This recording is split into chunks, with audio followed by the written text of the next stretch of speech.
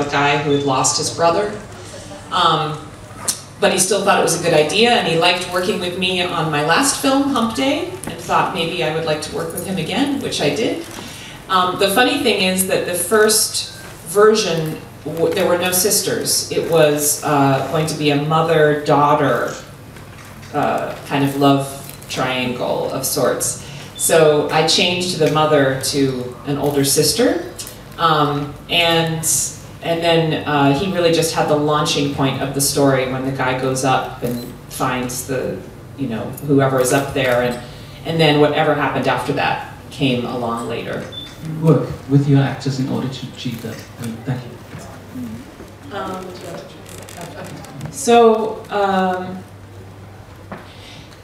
Let's see. I'm trying to figure out where to start. I mean, first of all, you hire the right actors.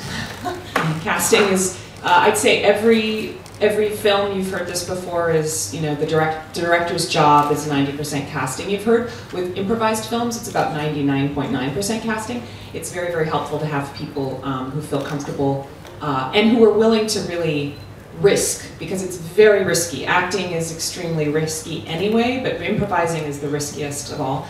So the first thing I do is try to create an incredibly emotionally safe environment so that they really feel like they can just put themselves out there, and they also know that I'm not going to let them look bad, because in my past I was an editor before I was a director, and the editor that I work with, Nat Sanders, is also very, very good, and very good at specifically improvised films, So the two of us are in there, and it's really written in the edit room, I would say, I feel like I have a strong, in fact, I had a lot of dialogue in this case because the two actresses were not comfortable. They were very terrified. They weren't used to working with improvisation.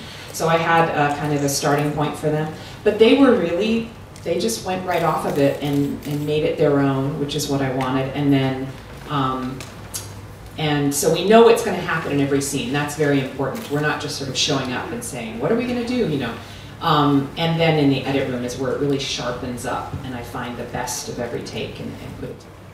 Avoided romantic comedy, and romances in general, because I always feel like I know what's going to happen.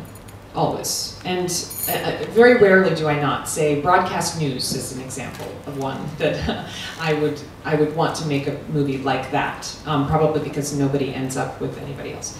But in general, you can see who's going to end up with each other, and then you pretty much can see how they're going to get together. And I'm really interested in stories that are believable, but the things that happen are believable but unexpected. And I really like surprises, and I like reveals, but they have to feel organic. They can't feel contrived or constructed. I want them to come out of the characters, and again, believable but unexpected. So this is really about as close to a romantic comedy as I think I'll likely get. And then the second part about how couples might live together, or I mean, I am very interested in people striking out on their own and writing their own rules, staking their independence, and not necessarily just following all of the things that society says the way they have to live and be in the world. Would wind up how each scene would feed into the next.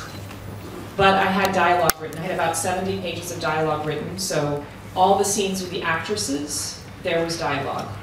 And I asked the actresses, please do not memorize the lines. Just if you like a line, feel free to use it, but don't feel like you have to use it in that particular order, or that you have to be so precious about how the words are specifically to make it their own. And that's what the women, the actresses did, was they stayed very close to the script. So there were there are scenes with them just alone, and for instance in the bed, the first scene of them in the bed together, there's only 2 shots, and they're both on screen together in each shot, two shots. And I was able to do that because they really stayed close to what I wrote.